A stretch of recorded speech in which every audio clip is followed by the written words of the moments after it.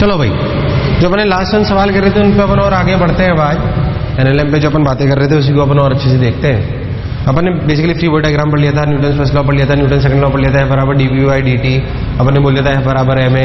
फिर मैंने आपको कुछ सिस्टम लेने कंसिडर करने सवाल कराए थे। एक 3 ब्लॉक वाला सवाल भी कराया था, उसमें नॉर्मल रिएक्शन लिखना भी सिखाई थी ना।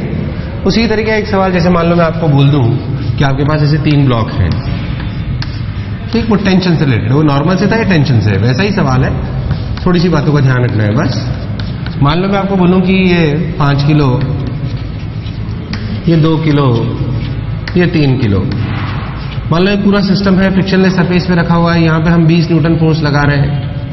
मैं आपसे बोलूं कि यहाँ पे टेंशन T2 है, यहाँ पे T1 है, क्या आपको T1 T2 निकालना आना चाहिए? सिस्टम का एक्सप्रेशन A है, T1 T2 और A आपको तीनों निकालने आने चाहिए। चलो स्क्रीन को पॉज करो 2 मिनट के लिए और सवाल करो। चलो अब सॉल्यूशन देखो भाई। सवाल कैसे करें? क्या इन तीनों का एक्सप्रेशन सेम रहेगा तो तीनों को एक साथ ले सकते हैं। तो ध्यान से देखो, तो कुल मिला के मास कितना हुआ? 3 किलो, 2 किलो, 5 किलो। और नेट फोर्स कितना हुआ? 20। कितना हुआ? 20। सब लोग बोलते हैं सर T1 T2 भी तो है। अरे T1 T2 तो अगर सबको एक साथ ले लें तो इस पे लगा T1 इधर, इस पे लगा T1 इधर, क्या कैंसिल हो गया? इस पे लगा T2 इधर, इस पे लगा इस पे। अगर खाली 3 kg को लूंगा तो T2 आएगा, पर अगर तीनों को एक साथ ले लूंगा तो T1 T2 नहीं आएगा। तो अपन ने लिखा 20 बराबर 10A। तो A की वैल्यू कितनी आई भाई? 2 मीटर पर सेकंड स्क्वायर। बहुत बढ़िया। चलो अब से फ्री बॉडी डायग्राम बनाओ 3 kg का हॉरिजॉन्टल डायरेक्शन में। तो 3 kg का इधर लग रहा है T2। कितना लग रहा है? T2। और एक्सेलरेशन कितना है? 2 मीटर पर सेकंड स्क्वायर। क्या लिख सकते हैं? T2 equal to 3 × 2। T2 equal to 3 × 2, that is 6 newton. Clear एकदम? इसी यूनिट होती है। अगर अपने से T1 पूछा जाए तो 2 kg का अपन फ्री बॉडी डायग्राम बनाए। 2 kg का फ्री बॉडी डायग्राम ऐसे देखो, इधर T1 इधर T2 और कुल मिलाकर एक्सप्रेशन 2 मीटर पर सेकंड स्क्वायर। अगर ऐसा है यानी कि लिखा जाएगा T1 - T2 बराबर mass into expression, that is 2 × 2।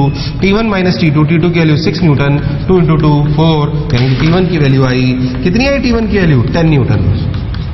सीखने योग्य बात कि अगर ऐसे कोई भी 2 या 3 ब्लॉक वाले टेंशन या नॉर्मल के साथ सवाल होंगे तो हमें कोई दिक्कत वाली बात नहीं है, उसमें कोई चिंता करने वाली बात नहीं। बहुत नॉर्मल से सवाल होते हैं। कुछ सवालों की प्रैक्टिस में आपको जल्दी करा देता हूं, आप लोगों को क्लैरिटी आ जाएगी। और सवाल देखिए अपन छोटे-छोटे, मान लो कि इन ब्लॉक्स को इंक्लाइन प्लेन पे रख दें। मैं आपसे एक सिंपल सा सवाल पूछूं कि एक पार्टिकल है थीटा एंगल पे रखा हुआ है। मान लो कि एक ब्लॉक है 2 किलो और ये है 1 किलो। पक्का? दोनों को छोड़ दें, पक्का? दोनों को अगर छोड़ दें तो बताओ नॉर्मल रिएक्शन बिटवीन 2 and 1। एक अपनी स्क्रीन को पॉज कर दे और सोच के आंसर बताए। What is the normal reaction between 2 and 1? What is the normal reaction between 2 and 1? चलो भाई ध्यान से देखो, स्क्रीन को पॉज करें 1 मिनट और फिर आगे बढ़ते हैं अपन। देखो 2 और 1 के बीच में क्या नॉर्मल रिएक्शन है? क्या करें? देखो भाई, अच्छा नॉर्मल रिएक्शन 2, 1। हाँ देखो, पहले सोचो क्या इन दोनों को एक सिस्टम मान सकते हैं? अगर इन दोनों को सिस्टम मान ले तो क्या इन पे एक्सेलरेशन नीचे लग रहा होगा? क्या इन पे कुल मिला के याद कर नीचे लगेगा mg के, इधर आएगा mg sin थीटा। याद है कंपोनेंट लेना सिखाए थे? इधर mg sin थीटा। वेक्टर में भी आपको सिखाया गया था, इधर 30g sin theta, 30g sin theta. बोलो क्लियर? और कोई एक्सटर्नल फोर्स नहीं है तो एक्सेलरेशन अगर इधर की तरफ अपन माने तो फोर्स लिखा जाएगा 30g sin theta, sorry 30g नहीं 3g sin theta, 3g sin theta equals to 3 kg। बोलो क्लियर एकदम? तो एक्सेलरेशन की 3 × a, तो a की वैल्यू आई g sin थीटा। अरे तो वैसी ही बात है जैसे अगर सिंगल ब्लॉक को छोड़े। हाँ ऑब्वियसली वैसी बात है, दोनों को साथ में छोड़ा है तो वैसी बात है, g sin थीटा। अब बोलो नॉर्मल रिएक्शन पे बात करें, अगर अपन बहुत अच्छे से समझें तो अपने को समझ में आएगा कि 2 kg का एक्सेलरेशन कितना है? g sin theta. कितना है? g sin theta. तो 2 kg का अपन अगर फ्री बॉडी डायग्राम बनाए तो ध्यान देखो, तो इधर 220 बेसिकली 2g, तो इसका इधर कंपोनेंट क्या? 2g sin theta. और क्या एक्सेलरेशन भी इधर ही कितना? g sin theta. पक्की बात? अगर 1 kg नॉर्मल लगाता तो क्या ऊपर लगाता? बिल्कुल लगाता। तो क्या लिखते? 2g sin theta minus normal equal to 2 × g sin theta. ओ हो 2g sin थीटा, नॉर्मल तो 0 आया। हाँ लॉजिकली भी सोचो, ये वैसी ही बात है कि अगर मान लो मैं आपको आपके ऊपर बैग रखकर, आपके स्कूल का बैग रखकर या कोचिंग का बैग रखकर मैं आपको नीचे फेंक दूं। कहां से? ऊपर से, 3-4 मंजिल ऊपर से। तो जब आप नीचे गिर रहे होंगे क्या आपको उसको बैग का वजन महसूस होगा? नहीं होगा। क्यों होगा? क्योंकि आप भी अंडर ग्रेविटी गिर रहे हो, वो भी अंडर ग्रेविटी गिर रहा है, दोनों का एक्सेलरेशन जी है, तो दोनों एक दूसरे पे फोर्स नहीं लगा रहे हैं। ऐसा यहां पे इसीलिए हो रहा है। अगर खाली 1 kg को छोड़ें तो क्या एक्सेलरेशन जी साइन थीटा है? खाली 2 kg को छोड़े तो भी क्या जी साइन थीटा है? दोनों को साथ छोड़े तो भी जी साइन थीटा है। तो वो दोनों एक दूसरे पे फोर्स नहीं लगाएंगे। मैंने इस बात को प्रूफ भी करके बताया। क्लियर है? क्योंकि जब भी एक इंक्लाइंड प्लेन पे, फ्रिक्शनलेस इंक्लाइंड प्लेन पे अपन किसी को ब्लॉक को छोड़ते हैं तो उसका जो एक्सेलरेशन जी साइन थीटा होता है वो इंडिपेंडेंट ऑफ मास होता है। वो क्या होता है? Independent of mass. जैसे अपन ने मोशन ऑफ ग्रेविटी में ही पढ़ा था कि अपन ट्रक को छोड़े या छोटे से पार्टिकल को छोड़े, अंडर ग्रेविटी के दोनों का एक्सेलरेशन जी होगा। ये कुछ कुछ वैसी ही बात है। यहाँ पे जी की जगह जी साइन थीटा होगा, जी की जगह क्या होगा? जी साइन थीटा, है ना? ऐसे भी पूछ सकते हैं। मान लो मैं आपसे बोल दूं कि ऐसे 2 किलो 4 किलो दोनों को छोड़ दें, आपसे पूछा जाए कि ये 2 किलो ये 1 किलो कोई फ्रिक्शनलेस सरफेस है, छोड़ दिया, बताओ टेंशन क्या होगी? बताओ अपना आंसर क्या होगा? वही जीरो, वही जीरो, क्योंकि दोनों जी साइन थीटा से नीचे आ रहे हैं, कोई परेशानी वाली बात नहीं। अच्छा भाई, चलो भाई, और किस किस वैरायटी तक के अपन सवाल कर सकते हैं, देखते हैं और देखते हैं। मान लो मैं आपसे बोलूं टेंशन के और किस प्रकार के सवाल देखो। ऐसे एक ब्लॉक ले लो 1 kg का, ठीक है, और ऐसे इसको बांध दो यहां से, और ये एंगल 37 डिग्री है, ठीक। ये T1 ये T2, क्या आप T1 T2 निकाल सकते हो? चलो स्क्रीन को रोक लो और निकालो, है ना? स्क्रीन को रोक लो और निकालो, चलो करो सब, है ना?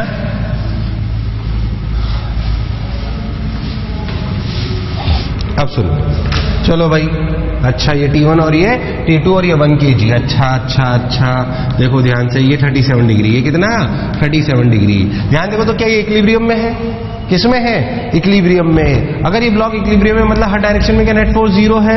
अगर हर डायरेक्शन नेट फोर्स 0 है तो इधर कितना? देखो T1 को इधर रिजॉल्व कर लो तो इधर आएगा 4T1/5, ऊपर आएगा 3T1/5, इधर आएगा T2, नीचे आएगा 1G जी मान लेते हैं अपन तो। क्या 3T1/5 इक्वल्स टू क्या G एंड क्या T2 इक्वल्स टू 4T1/5? कोई बुराई वाली बात? तो T1 की वैल्यू आई 50/3, तो T2 की वैल्यू भी आ गई। दोनों इक्वेशन सॉल्व करते ही कोई दिक्कत वाली बात नहीं है। अगर इस तरह के सवाल होंगे तो आपको कोई दिक्कत नहीं होगी। लो नॉर्मल हो गया, देखो आओ, चलो उतार लो, स्क्रीन पॉज करो और उतार लो, और सवाल देखो, और किसी प्रकार के सवाल होते हैं। देखो ध्यान से, मान लो मैं एक गोला ले लूं ऐसे, ठीक, उस गोले को ऐसे दो इनके बीच में रोक दो, क्लियर? इस प्रकार, है ना? ठीक है, ओके। मान लेते हैं कि ये दूरी 6 मीटर है और रेडियस 5 मीटर है और इसका मास 5 किलो है, क्लियर? तो आपसे पूछा गया normal exerted by the corners on the ball, normals exerted by the corners on the ball. चलो स्क्रीन पॉज कर लो, सवाल करो, स्क्रीन पॉज कर लो, सवाल करो, ठीक। मैं आपको कुछ एक बात बताना चाहता हूं, जब भी कॉर्नर्स आते हैं, क्या आते हैं? कॉर्नर्स, तो हमें कंफ्यूजन होता है। सर ने बोला था कि कॉन्टैक्ट फोर्स की डायरेक्शन, किसकी डायरेक्शन? कॉन्टैक्ट फोर्स की direction perpendicular to the contact surface होती है, नॉर्मल रिएक्शन की डायरेक्शन, है ना? Normal reaction perpendicular to contact surface होती है। पर सर इसमें तो कॉन्टैक्ट सरफेस एक पॉइंट है, कॉन्टैक्ट सरफेस एक पॉइंट है। अब क्या करें सर, हम कैसे बात बनेगी सर? है, चल, तो आपको कुछ ऐसी बात समझनी चाहिए कि जैसे ऐसे कंफ्यूजन हमें कई बार और भी आएगा जब आप लैडर प्रॉब्लम्स करोगे। देखो मैं आपको समझा देता हूं नॉर्मल रिएक्शन की डायरेक्शन के बारे में। मान लो कि आपकी ऐसे लैडर है, लैडर समझते हो? सीढ़ी, अरे सीढ़ी ऐसे रखते हैं, तो जिसका पॉइंट टच हो रहा हो और जिसकी सरफेस पे बात करनी हो उसके परपेंडिकुलर नॉर्मल ऐसे लेते हैं। मतलब ये वाली सरफेस इस पे नॉर्मल ऐसे लगाएगी, क्लैरिटी आई? इसका तो पॉइंट है बट इसकी तो पूरी सरफेस है, इसके परपेंडिकुलर नॉर्मल ले लो जो इस पे लगने वाला होगा, क्लियर एकदम? ऐसे इसका तो पॉइंट है, इसके परपेंडिकुलर ऐसे नॉर्मल। मान लो इस सिचुएशन को ऐसे ले लेता तो कैसे? देखो मैं बताता हूं आपको क्लैरिटी आएगी नॉर्मल की डायरेक्शन के बारे में। देखो ऐसे मान लो लैडर रखी हुई, अब सोचो इसका पॉइंट है कि नहीं है? है ना? इसका पॉइंट है पर इसकी तो पूरी सरफेस है, नॉर्मल ऐसे, यहां पे नॉर्मल ऐसे और यहां पे नॉर्मल ऐसे। बोलो चमका एकदम? यानी कि अगर इन कॉर्नर से मैं नॉर्मल रिएक्शन लेना चाहूं तो इनसे इस सरफेस पे ऐसे नॉर्मल लगेगा n, है ना, और इसकी वजह से ऐसे लगेगा यहां पे भी n। क्लियर? अब सिंपल सी बात अगर हम ध्यान से देखें तो हमें दिखाई देगा कि ये थीटा तो ये भी थीटा तो ये भी थीटा। पहले थीटा देख लेते हैं। ये 5, ये 6, ये 3, ये 3, ये 5 तो ये 4, यानी कि थीटा की वैल्यू 37 डिग्री। क्लियर? अगर आप बहुत ध्यान से देखो तो नॉर्मल के हॉरिजॉन्टल कंपोनेंट कट गए, नॉर्मल के हॉरिजॉन्टल कंपोनेंट कट गए और वर्टिकल जुड़ गए। तो ध्यान से देखो तो क्या 2n cos theta equals to mg, 2n cos theta equals to mg, यानी कि 50, यानी कि 2 into n into cos theta की वैल्यू कितनी हुई? cos थीटा की value cos 37 is 4/5 equals to 50। बोलो क्लियर है क्या एकदम? यानी कि n की वैल्यू आई 250/8। कितनी आई? 250/8, 250/8। इस तरह के सवाल करे जा सकते हैं। देखो आप, क्लियर है क्या? पक्का? चलो एक और बढ़िया सवाल कराता हूं मैं आपको, देखो ध्यान से। चलो इसे उतार लो स्क्रीन पॉज करके, है ना। और देखो सवाल, एक अच्छा सवाल और ऐसे अपन ले लेते हैं।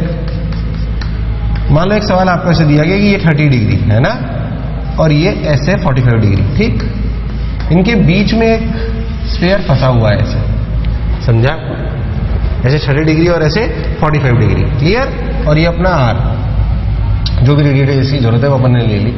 अब बेसिकली मान लो कि इसका मास जो है, इसका मास है सपोज करो 2 kg। कितना?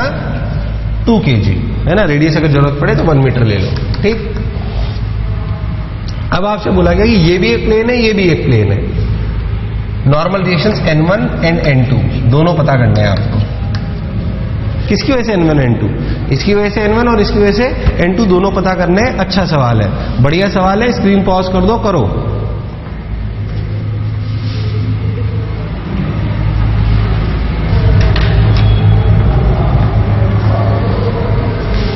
चलो सुनो, m equal to 2 kg, r equal to 1 metre. इस सवाल को कैसे करेंगे ध्यान से देखो आप। नॉर्मल रिएक्शन परपेंडिकुलर लगेगी, देखो इसको, देखो ये वाला जो है ये, ठीक। ये एंगल कितना है देखना भाई, 30 डिग्री। कितना है? 30 डिग्री। तो देखो ऐसे नॉर्मल डलेगा इसके परपेंडिकुलर, ऐसे। इसे n1 मान लेते हैं। क्या मान लेते हैं? n1। डायग्राम को ध्यान से देखना।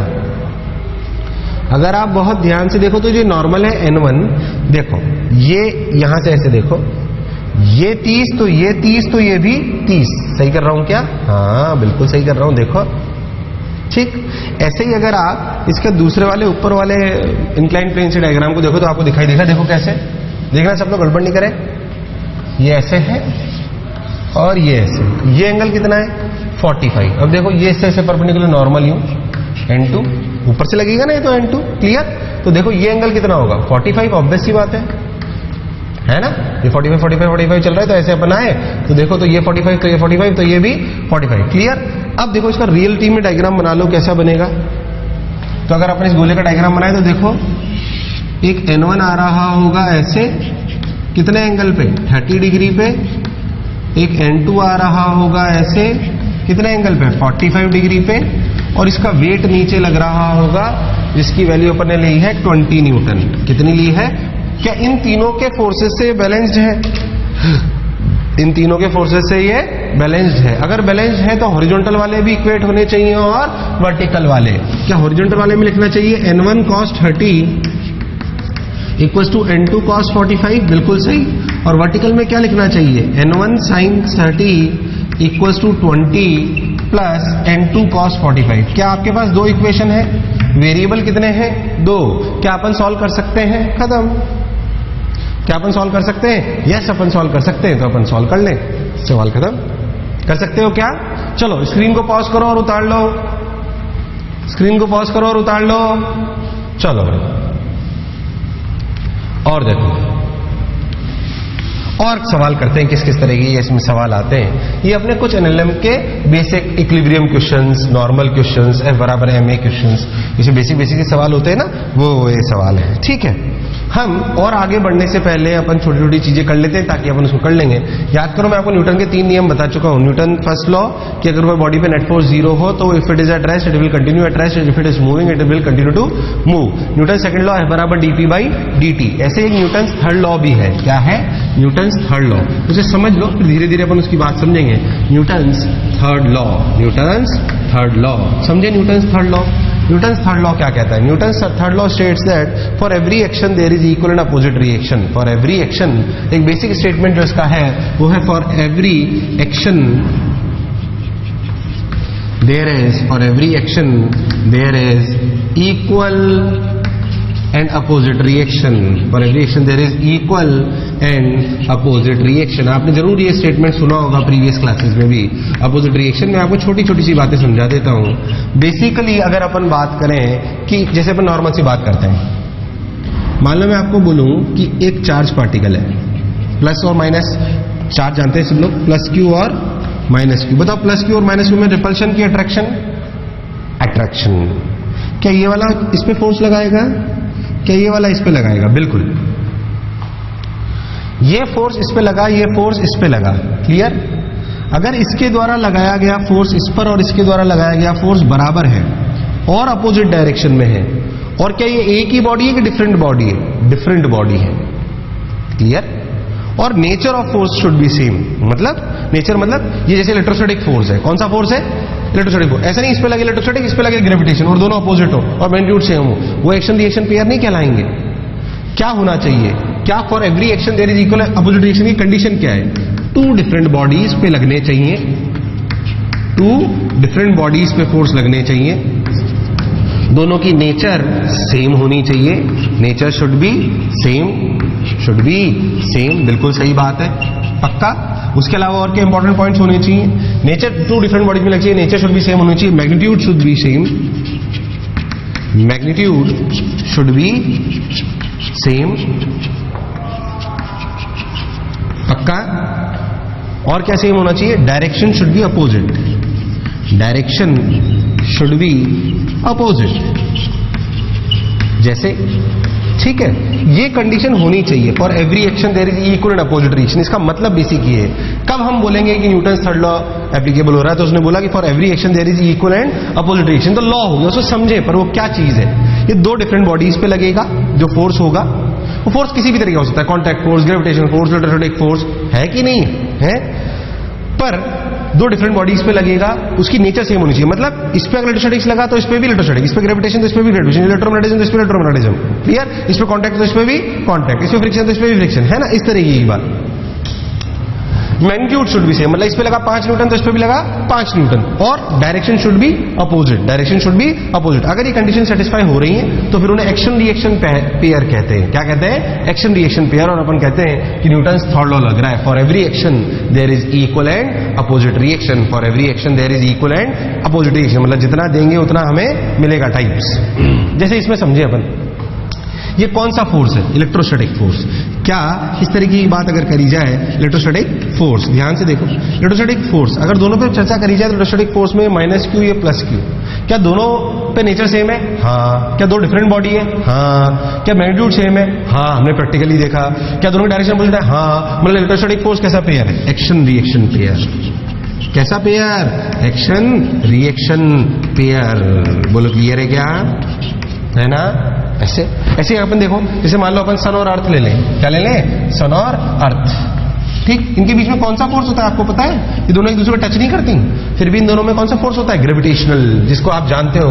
तो वो होता है Gm1m2/r²। मैं अभी ग्रेविटेशन नहीं पढ़ा रहा हूं, पर बात समझा रहा हूं। जितना फोर्स अर्थ सन पे लगा रही है उतना ही सन अर्थ पे लगा रही है। हाँ। क्या दोनों की नेचर सेम है? हाँ। क्या दो डिफरेंट बॉडी? हाँ। क्या डायरेक्शन अपोजिट है? हाँ। मतलब क्या एक्शन रिएक्शन पेयर है? कैसा पेयर है? Action reaction pair. कैसा पेयर है? Action reaction pair. कोई बुराई वाली बात नहीं है। लो, हो गया सन अर्थ। ऐसे ये ग्रेविटेशन का एग्जांपल हो गया, इलेक्ट्रोस्टैटिक्स का एग्जांपल हो गया। और देखो, जैसे मान लो मैं आपको बोलूं कि आपकी एक सरफेस पे एक ब्लॉक रखा हुआ है। क्या रखा हुआ है? ब्लॉक। ठीक, अगर बहुत ध्यान से देखो तो इस पे ऊपर लग रहा है नॉर्मल और नीचे क्या लग रहा है? mg। क्या ये दोनों का मैग्नीट्यूड बराबर होता है? n बराबर mg? यस। क्या ये एक्शन रिएक्शन पेयर है? Is normal and mg are action reaction pair?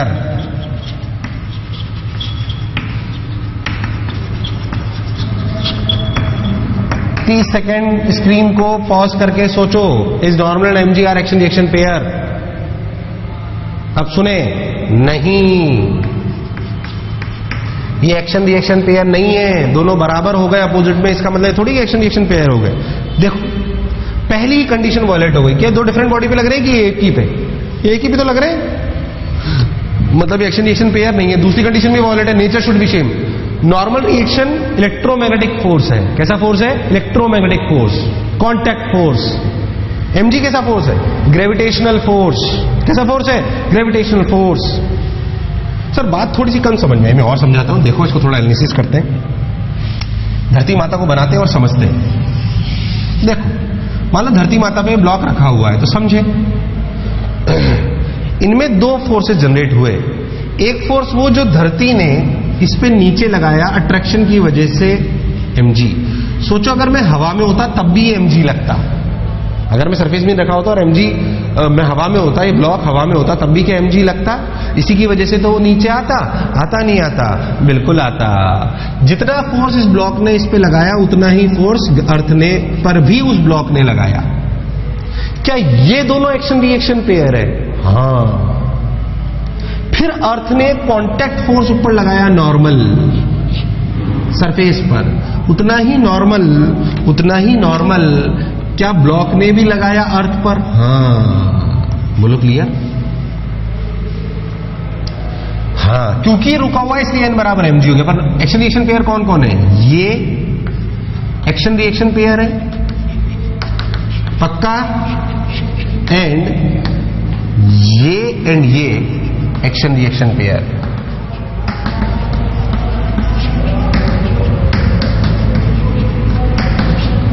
बोलो क्लियर है एकदम? ये दोनों एक्शन रिएक्शन पेयर है और ये दोनों एक्शन रिएक्शन पेयर है। थोड़ी थोड़ी बात समझ में आई? क्या चीजें याद रखेंगे न्यूटन थर्ड लॉ के लिए? For every action there is equal and opposite reaction. For every action there is equal and opposite reaction. जो अपन जिस पे जितना दबाव लगाएंगे उधर से भी अपने को उतना ही दबाव आएगा। क्लियर है एकदम? है ना? चलो और देखो। तो ये अपनी बेसिक बात थी न्यूटन्स थर्ड लॉ की। किसकी बात थी? न्यूटन्स थर्ड लॉ की। इसे थोड़ा सा जहन में रखें, अब अपन याद रखें। धीरे धीरे सवाल बढ़ते जाएंगे तो इसकी एप्लीकेशंस हम बढ़ते जाएंगे और इसके सवाल हम करते जाएंगे, है ना? चलो भाई और देखो, उतार लो ये सब। अगर नहीं उतारे तो स्क्रीन पॉज करके उतार लो ये सब। चलो और देख,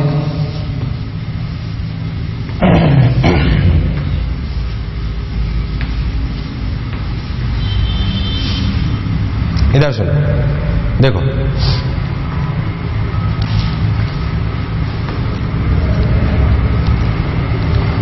अब अपन अगर और बात करें तो अपन सिंपल पुली ब्लॉक प्रॉब्लम्स करते हैं। कौन सी? पुली ब्लॉक। मैं आपको सिंपल सवाल बताता हूं। पहली बात, पुली ब्लॉक प्रॉब्लम में हम कुछ बातें मान लें कि जो हम पुली मान रहे हैं, क्या मान रहे हैं? पुली। अभी हम जो मान रहे हैं बाद में रोटेशन में हम उसे ऐसे भी मानेंगे। उस पुली को हम मासलेस मान रहे हैं एंड फ्रिक्शनलेस मान रहे हैं। कैसी मान रहे हैं? Massless and frictionless. और जो हम स्ट्रिंग ले रहे हैं उसे भी हम मासलेस ले रहे हैं और उसे हम इनएक्सटेंसिबल ले रहे हैं। इनएक्सटेंसिबल का मतलब कि हम उसे खींच के लंबी नहीं कर सकते, मतलब उसकी लेंथ कांस्टेंट रहेगी। तो ये अपनी स्ट्रिंग और पुली की कहानी है। किसकी कहानी है? पुली समझते हैं आप सब लोग, जो आपने कुएं पर देखी होगी या पुली इस तरह की चीज होती है, उसे अपन पुली कहते हैं, है ना? तो पुली ब्लॉक सिस्टम में अपन इन चीजों का यूज लेंगे, इसलिए मैं आपको पहले ही बता दूं कि एनएलएम में अपन इस तरीके की चीजें इनको मानेंगे। अब जैसे अपन एक बेसिक सवाल से चालू करते हैं कि मान लो हम ऐसी बात करें कि एक ब्लॉक है, ऐसे एक पुली है, ऐसे एक ब्लॉक है, मान लो ये 2 किलो का ब्लॉक है, मान लो ये 1 किलो का ब्लॉक है। आपसे पूछा जाए बताओ टेंशन और एक्सेलरेशन क्या होगा दोनों ब्लॉक्स का। पहली बात जो हमने कंस्ट्रेंट में सीखी कि अगर इसका एक्सेलरेशन ए नीचे होगा और अगर स्ट्रिंग की लेंथ कांस्टेंट है तो क्या इसका भी ए ही होगा? पक्की बात, ये बात तो क्लैरिटी है। ठीक भाई, अब कुछ भी नहीं करना होता इन सवालों में। ध्यान से देखो, क्या इस 2 kg पे का फ्री बॉडी बनाओ तो क्या ऊपर टेंशन टी लग रहा है? क्या इसमें राइट में टेंशन टी लग रहा है? इस पे देखो तो क्या नीचे 20 भी लग रहा है? इस वर्टिकल डायरेक्शन में देखो तो क्या 20 - t बराबर 2a। क्या एफ नेट बराबर एम ए की इक्वेशन लगा दी, 20 - t बराबर 2 × a। ऐसे अगर 1 kg में हॉरिजॉन्टल में देखो तो सिर्फ t लग रहा है, t बराबर 1 × a। बोलो कितनी इक्वेशन? 2। कितने वेरिएबल? 2। क्या सॉल्व कर सकते हैं? दोनों को जोड़ते ही t कट जाएगा। 20 की वैल्यू कितनी आई? 3a। क्या आई? 3a। a की वैल्यू कितनी आई? 20/3। 20/3 खत्म। देखो लो हो गया। ऐसे सिंपल सिंपल करना होता, कोई सा भी सवाल हो अच्छे से देख। 20 - t बराबर 2a, t equal to 1a, 20 equal to 3a, a equal to 20/3। चमका एकदम अच्छे से। चलो बहुत बढ़िया। बेसिकली आप ध्यान से देखो तो इस पूरे सिस्टम पे अपन अगर बहुत तेज बुद्धि चलती हो तो अपन इसे नेट पुलिंग फोर्स मेथड से भी कर सकते हैं। ऐसा कोई मेथड नहीं है कोई नया, डरो मत। जैसे सोचो इस पूरे सिस्टम को कौन सा फोर्स खींच रहा है, एक्सलेट कौन कर रहा है, 20, और टोटल मास कितना है 3, तो 20/3 ऐसे कर सकते हैं। अभी समझाता हूं कैसे। देख पहले मैं आपको एक सवाल और कराता हूं, सिंपल एटवुड मशीन वाला। देखो ध्यान से कि अगर इसका मास 10 किलो है, कितना है 10 किलो है ना। ये हमेशा एप्लीकेबल नहीं होगा, कभी कभी हो जाता है, पर अक्ल लगानी होगी। ये 10 किलो, ये 2 किलो। अब आपसे पूछा जाए दोनों का एक्सेलरेशन बताओ, बिल्कुल बताएंगे। देखो अच्छे से क्या करेंगे, देखो इधर ये 10 किलो, ये 2 किलो, देखिए इधर अच्छे से। अगर अपन बहुत ध्यान से देखें तो 10 किलो 2 किलो, एक बात समझ में आती है कि अगर ये ए से नीचे जाएगा तो ये ए से ऊपर जाएगा। ये हमने कंस्ट्रेंट से पता करा। इसमें टेंशन टी ऊपर ऐसे ऐसे ऐसे ऐसे ऐसे। चलो इसमें इक्वेशन लिखो। क्या इसमें नीचे 100 नीचे लग रहा है और इसमें 20 नीचे लग रहा है। चलो उसमें इक्वेशन लिखो। क्या नीचे की तरफ एक्सप्रेशन है तो 100 ज्यादा माना गया है, यानी कि 100 - t बराबर 10 × a। बोलो सही है क्या? इसमें कौन ज्यादा माना गया? क्योंकि एक्सप्रेशन ऊपर माना गया इसलिए टी को ज्यादा माना गया। इन बातों का ध्यान रखें। t - 20 बराबर 2 × a। बोलो क्लियर। दोनों को जोड़ दो, टी ने टी को मार दिया, बचा कितना 80 बराबर 12a। a की वैल्यू आई 80/12। कितनी आई 80/12, 40/6, 20/3। अरे हाँ ना बोले यार। चलो भाई बहुत बढ़िया हो गया। मैं इसको और बुद्धि से भी सोच सकता था। सोच इसको नेट फोर्स कितना खींच रहा है, इधर से 100 और इधर से 20, तो नेट कितना हुआ सोचो। इधर से 100 खींच रहा हूं, इधर से 80, कितना बचा सोचो 80, तो 80/12 है ना। पर ऐसे हमेशा करो ये कोई जरूरी नहीं है। ऐसे ही देखो सिंपल सवाल हम ऐसे इसे उतार लो, स्क्रीन पॉज करो और उतार लो। क्या ऐसे सवाल हम इंक्लाइन प्लेन पे भी कर सकते हैं? बिल्कुल कर सकते हैं। देखो मान लो कि 37 डिग्री है, मान लो कि ये 53 डिग्री है, मान लो कि ये 2 किलो है, मैं कह रहा हूं ये भी 2 किलो है। चलो बताओ क्या एक्सेलरेशन होगा सिस्टम में पार्टिकल्स का। स्क्रीन पॉज करो और 1 मिनट के लिए स्क्रीन पॉज करो और सवाल को करो। चलो कर लो सब लोग। चलो सुने, अगर आप बहुत ध्यान से देखो तो 2 के इधर कंपोनेंट नॉर्मल मैंने बताया था। इधर आया था 2g sin थीटा, इधर आया था 2g cos थीटा। याद है? भूल गए हो? इधर 2g sin थीटा का मतलब 20g sin 53, 20 sin 53, 20 sin 53 का मतलब हुआ 16, ठीक। और इधर हुआ 20 sin 37 मतलब हुआ 12। बताओ कौन ज्यादा, 16 की 12? 16। मतलब क्या अपन इधर चलेंगे तो क्या एक्सेलरेशन ए इधर मान लें, इसका एक्सेलरेशन ए इधर मान लें, क्या इधर टेंशन टी मान लें, इधर टेंशन टी मान लें, कोई बुराई वाली बात? बोलो क्लियर एकदम। अब सोचो तो इधर एक्सेलरेशन कितना, लिखो इक्वेशन लिखो 16 - t बराबर 2a। उधर इक्वेशन लिखो t - बराबर 2a। दोनों को जोड़ दो, टी ने टी को मार दिया, 16 - बराबर 4 बराबर 4a। a की वैल्यू 1 मीटर/सेकंड²। बोला आया कि नहीं आया? आ गया क्या? पक्का? लो अगर आपको बात समझ में आती हो तो कोई दिक्कत वाली बात नहीं है। चलो स्क्रीन पॉज करो और करो। और देखिए ऐसे बहुत सारे सवाल आते हैं। हम देखो पुली में याद करो, हमने कंस्ट्रेंट में क्या बहुत अच्छे अच्छे सवाल करे थे। मैं आपको एक सवाल बना के बताता हूं, देखो आपको अच्छा लगेगा। इधर सुनो, मान लो एक सवाल ऐसा ले लेते हैं अपन, ठीक। देखो याद है ना कंस्ट्रेंट में ऐसे बहुत सारे सवाल करे थे। पहली बात, जब 2 स्ट्रिंग आ जाए तो चीजों को समझे। मान लो कि ये है 20 kg और ये है 5 kg या 2 kg। अब एक्सेलरेशन पूछा जाए, पहली बात, क्या इसका एक्सेलरेशन और इसका एक्सेलरेशन सेम है? नहीं, क्योंकि ये एक स्ट्रिंग से बंधे हुए नहीं है। तो पहली बात हम वेरिएबल्स ढूंढे। क्या ढूंढे? वेरिएबल्स। इस स्ट्रिंग में टेंशन T1, इसमें भी T1, एक ही स्ट्रिंग है। यहां पे T1 की T2। अच्छा, कुछ बातें समझे। ये पुली जो हम लेते हैं मासलेस होती है, कैसी होती है? मासलेस। क्या इस पुली का एक्सेलरेशन है? हाँ है। अरे पर एक्सेलरेशन हो, पर मास कितना है? बोलो मास कितना है? 0। अगर मास 0 है तो क्या नेट फोर्स 0 होना चाहिए? क्योंकि F नेट बराबर ma में, क्या m अगर 0 है तो क्या F नेट भी 0 है? यानी कि कुछ भी हो ऐसी मासलेस पुलिस के दोनों तरफ क्या टेंशन सेम होनी चाहिए, सॉरी क्या नेट फोर्स 0 होना चाहिए? हाँ। इस पुली को देखो तो नीचे लग रहा है 2T2 और ऊपर लग रहा है T1। मतलब क्या 2T1 = T2? बिल्कुल सही। 2T1 = T2 बिल्कुल सही बात है, एकदम 110% सही सर। तो 2t1 t2 equals to t1। बहुत बढ़िया, बहुत सुंदर, बहुत मजा आया बाबा। अब देखो एक इक्वेशन तो आ गई भाई, सोच के देखो तो आपके पास कितने वेरिएबल हैं। चलते हैं, चलो मान लेते हैं कि इसका एक्सेलरेशन नीचे है a1 और मान लेते हैं इसका भी एक्सेलरेशन नीचे है a2। ठीक है, क्या a1 a2 में रिलेशन निकाल सकते हो? कहां से? कंस्ट्रेंट, याद है? इसलिए इन सब सवालों के लिए कंस्ट्रेंट भी आना चाहिए। मैं एक दो सवाल ही कराऊंगा, बट मैं आपको रिलेटिव में बताऊं, जितने भी सवाल आपने कंस्ट्रेंट में करे वो सब आप यहां पे बना बना के रख सकते हो और उनमें मासेज रख के बड़ा सवाल बना सकते हो। कंसेप्ट क्लियर होना चाहिए। देखो ध्यान से, इधर देखो, ये t1, ये t2, ये a1, ये a2। अच्छा, अब क्या करें? अब क्या करें? देखो भाई, पहली बात, हमारे पास 4 वेरिएबल है, t1, t2, a1, a2। कितनी इक्वेशन चाहिए? 4। एक तो आ गई। पहले ऐसे सोचो कि आप कितनी इक्वेशन ला सकते हो, समझते हो? क्या इस पे बराबर में लगा सकते हो? हाँ, आ गई। क्या इस पे बराबर में लगा सकते हो? हाँ, आ जाएगी। इस पे लगा सकते हो? लगा ली। जितनी भी चीजें, पुली और ब्लॉक, क्या उन पे इक्वेशन लगा सकते हो? लगा सकते हो, तो उतनी तो आ ही गई। पर कितनी चीजें? 1 2 3, और इससे कुछ नहीं आएगा। इससे आएगा तो एक और ऊपर का वेरिएबल बढ़ जाएगा। तो 3 तो आ गई, चौथी कहां से आएगी? कंस्ट्रेंट से। कहां से आएगी? कंस्ट्रेंट से। देखो ये a1, तो क्या ये पुली भी चलेगी ऊपर a1 से? अब याद करें, एक फॉर्मूला पढ़ा था, acceleration of a plus acceleration of b by 2। Clear है ना? देख, ये तो 0, या पॉइंट मेथड से बताता हूं, 0 plus a1 plus a1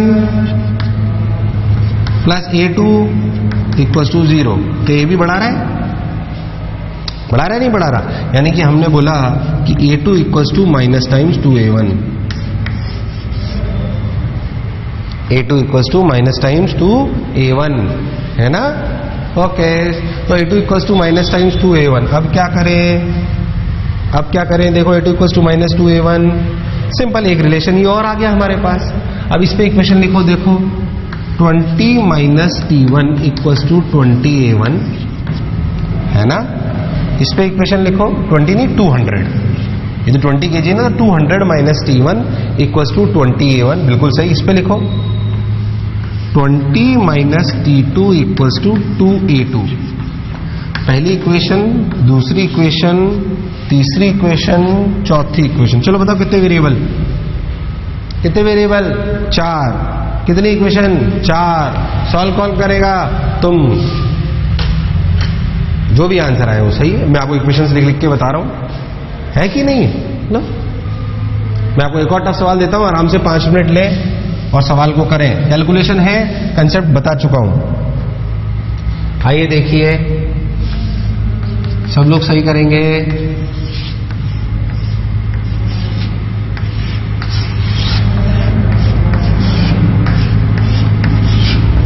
4 kilo, 2 kilo, 10 kilo. Clear? चलो, सब जगह एक्सेलरेशन और टेंशन बतानी है। वैसा ही सवाल है, 5 मिनट स्क्रीन को पॉज करो और ट्राई करो, और जो इक्वेशन मैं लिखूं उन्हें ध्यान देना। ठीक है? एक काम करते हैं, आप अब करो सॉल्व। पहले अपन वेरिएबल्स मान लेते हैं, ये t1, ये t2, ठीक। इसका एक्सेलरेशन नीचे मान लो a1, इसका नीचे मान लो a2, इसका भी नीचे मान लो a3। अब आपके पास कितने वेरिएबल है? 5। कितनी इक्वेशन होनी चाहिए? 5। चलो सब लोग 5 इक्वेशन लिख दो। चलो सब लोग 5 इक्वेशन लिख दो। स्क्रीन पॉज करो 5 मिनट और लिख लो। आप सुनो, वही सिंपल तरीका, पहले सारी इक्वेशंस लिख लेते हैं, फिर कंस्ट्रेंट की लिख लेंगे। आपको अगर समझ में आए तो ये a3 किधर? ऊपर, तो ये a3 ऊपर। बोलो क्लियर?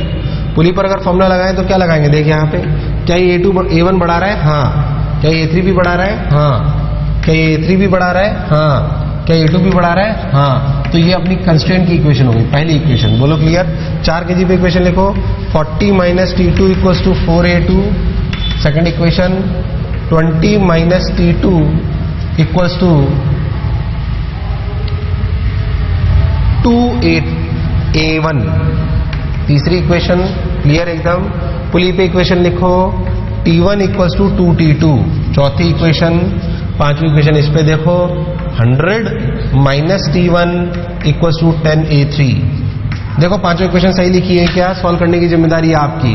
अब आपको भी समझ में आ रहा होगा कि मैं कितना भी बड़ा सवाल बना सकता हूं। It depends on situation, it depends on situation. तो आराम से इन इक्वेशंस को लिखो, 2 मिनट अपनी स्क्रीन को पॉज करो, है ना, और लिखो इनको। अब आप ये बात समझ लो कि मैं ऐसे बहुत सारे सवाल बना सकता हूं। अपन चाहे तो पूरा 1 घंटा इस पे निकाल सकते हैं, कोई लॉजिक नहीं, आपको उसको प्रैक्टिस करनी है ना। तो आराम से अपनी स्क्रीन को 2 मिनट पॉज करो और इन्हें समझो, कोई गड़बड़ तो नहीं है, और देखें आगे, है ना।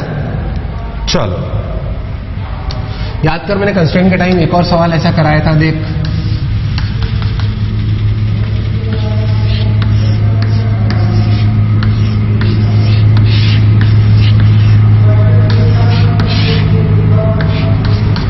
याद आया कुछ? देख यहां पे भी कर सकते हो, इसे 4 kg ले लो और इसे 1 kg ले लो। दोनों का एक्सप्रेशन सेम है अलग अलग है? सेम है अलग अलग है? अलग अलग है। याद है कंस्ट्रेंट से अपन ने करा था। चलो 2 मिनट स्क्रीन पॉज करो और सवाल करो ये वाला। सब जगह टेंशन और एक्सेलरेशन बताना है आपको। चलो 2 मिनट स्क्रीन पॉज करो। चलो सॉल्यूशन देखो। अगर हम ध्यान देखें तो यहां पे टी, ये भी टी, ये भी टी, ये भी टी, ये भी टी, तो पूरी एक स्क्रीन में टी टी टी। ध्यान देखो तो ये टी टी, अगर इस पुली पे देखें तो ये टी, तो नीचे खींचने वाला 2t, तभी ऐसी बैलेंसिंग होगी, वरना बैलेंसिंग नहीं होगी। तो यहां पे 2t और यहां पे भी 2t, ठीक।